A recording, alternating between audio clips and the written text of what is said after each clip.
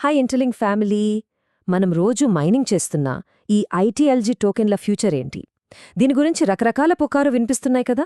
సరే, ఈరోజు ఆ పుకార్లన్నిటినీ పక్కన పెట్టేసి అసలు నిజమేంటో లోతుగా చూద్దాం. ఇప్పుడు అందరి మనస్సులోనూ ఇదే ప్రశ్న మెదులుతోంది. మనం ఇంత కష్టపడి మైనింగ్ చేస్తున్న ఈ టోకెన్లకు అసలు విలువ ఉంటుందా, లేకపోతే ఇదంతా టైం వేస్ట్ చేసే మరో కథనా? చాలామందిలో ఈ డౌట్ ఉంది. ఈరోజు ఆ సందేహాన్ని పూర్తిగా తీర్చేసుకుందాం. ఓకే, అఫీషియల్ అనౌన్స్మెంట్స్ ప్రకారం వెరిఫికేషన్ చాలా దగ్గరలోనే ఉంది. బావుంది. కానీ ఇక్కడ అసలు పాయింట్ ఏంటంటే, ఈ వెరిఫికేషన్ అందరికీ ఒకేసారి వస్తుందా, లేదంటే ఎవరికైనా ఫస్ట్ ప్రిఫరెన్స్ ఉంటుందా? ఈ విశ్లేషణలో ఈ ప్రశ్నలకు సమాధానాలు వెతుకుదాం. ఇప్పుడు అస్సలు మ్యాటర్లోకొద్దాం. వెరిఫికేషన్ ఎప్పుడు స్టార్ట్ అవుతుంది అనే దానికంటే కూడా అది ఎలా జరుగుతుంది అనేది చాలా ముఖ్యం. ఎందుకంటే ఈ ప్రాసెస్ వెనుక ఒక సిస్టమ్ ఉంది. దాన్ని అర్థం చేసుకోవడమే ఇక్కడ కీలకం. ముందుగా ఒక చాలా ఇంపార్టెంట్ విషయం క్లియర్గా చెప్పుకోవాలి. వెరిఫికేషన్ అనేది ఏదో బటన్ నొక్కినట్టు అందరికీ ఒకేసారి అయిపోదు. ఇది స్టెప్ బై స్టెప్ ఒక పర్టిక్యులర్ పద్ధతి ప్రకారం జరుగుతుంది. కాబట్టి మన అంచనాల్ని వాస్తవానికి దగ్గరగా ఉంచుకోవడం చాలా ముఖ్యం. మరి ఆ పద్ధతేంటి? అదే ఈ హెచ్సిఎస్ స్కోర్. సింపుల్గా చెప్పాలంటే, సిస్టమ్ మన యాక్టివిటీని చూసి ఒక స్కోర్ ఇస్తుందన్నమాట. ఈ స్కోరే మన వెరిఫికేషన్ ప్రయారిటీని డిసైడ్ చేస్తుంది. సో ఇక్కడ నిర్ణయం తీసుకునేది సిస్టమ్. మనం ఎంత జెన్యూన్ యూజర్ అనే దానిపైనే అంతా ఆధారపడి ఉంటుంది. అంటే మన ప్రయారిటీ మన చేతుల్లోనే ఉంది. సరే, మరి ఈ సిస్టమ్ ఒక జెన్యూన్ యూజర్ని ఎలా గుర్తిస్తుంది? మన హెచ్సిఎస్ స్కోర్ను ఎలా పెంచుకోవాలో అర్థం చేసుకుంటే మన వెరిఫికేషన్ ఛాన్సెస్ని మనమే పెంచుకోవచ్చు. అది ఎలాగో చూద్దాం. ఈ స్లైడ్లో ఉన్నది చాలా చాలా ముఖ్యం. మన హెచ్సిఎస్ స్కోర్ ఎక్కువగా ఉండాలంటే రోజూ తప్పకుండా మైనింగ్ చేయాలి. ఇండివిజువల్, గ్రూప్ మైనింగ్ను బ్యాలెన్స్ చేయాలి. యాక్టివ్ హ్యూమన్ నోడ్గా నెట్వర్క్కి హెల్ప్ చేయాలి. ఇంకా అనవసరంగా టోకెన్స్ బర్న్ అవ్వకుండా జాగ్రత్త పడాలి. ఇక్కడ మనం అర్థం చేసుకోవాల్సిన మెయిన్ పాయింట్ ఏంటంటే, ఈ ప్రాజెక్ట్ క్వాంటిటీ కన్నా క్వాలిటీకి ఎక్కువ ఇంపార్టెన్స్ ఇస్తోంది. మన దగ్గర ఎన్ని లక్షల టోకెన్లు ఉన్నాయనేది కాదు, మనం నెట్వర్క్కి ఎంత వాల్యూ యాడ్ చేస్తున్నామనేదే ముఖ్యం. యాక్టివ్గా ఉండేవాళ్లకే ఇక్కడ మొదటి ప్రాధాన్యత. సరే, మన పర్సనల్ మైనింగ్ నుంచి ఇప్పుడు ప్రాజెక్ట్ యొక్క పెద్ద చిత్రం వైపు చూద్దాం. ఇంటర్లింక్ ల్యాబ్స్ కేవలం ఒక మైనింగ్ యాప్ను నడపడం లేదు. వాళ్ళు ఒక కంప్లీట్ ఎకోసిస్టమ్ను నిర్మిస్తున్నారు. ఆ కీలకమైన అడుగులేంటో ఇప్పుడు చూద్దాం. మొదటి పెద్ద అడుగు ఐటీఎల్ఎక్స్ వాలెట్.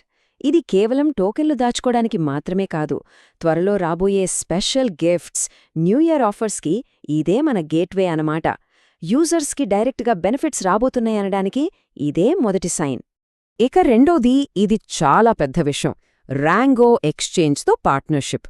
ర్యాంగో అంటే 40కి పైగా బ్లాక్ చైన్లను, 100కి పైగా డెక్స్లను సపోర్ట్ చేసే ఒక పవర్ఫుల్ ప్లాట్ఫామ్.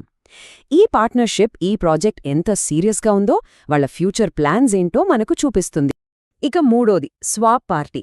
దీని అర్థమేంటంటే, ఫ్యూచర్లో మన ఐటీఎల్జీ టోకెన్లను యూఎస్డిటీ లేదా వేరే కాయిన్స్గా మార్చుకునే అవకాశం రాబోతోంది. ఇది ప్రాజెక్టుకు లిక్విడిటీని, మనలాంటి యూజర్స్కి నమ్మకాన్నిస్తుంది. చూసారుగా, ఇదొక క్లియర్ ప్లాన్. ఫస్ట్ వాలెట్, తర్వాత ఎక్స్చేంజ్ ఇంటిగ్రేషన్, ఆ తర్వాత స్వాప్ ఫెసిలిటీ. ఇవన్నీ కలిసి ప్రాజెక్ట్ను లిక్విడిటీ వైపు తీసుకెళ్తున్నాయి. ఇవి కేవలం మాటలు కాదు, ఒక సిస్టమాటిక్ ప్లాన్ అన్నమాట. చాలామందినే కన్ఫ్యూజ్ చేస్తున్న ఇంకో టాపిక్, హాల్వింగ్.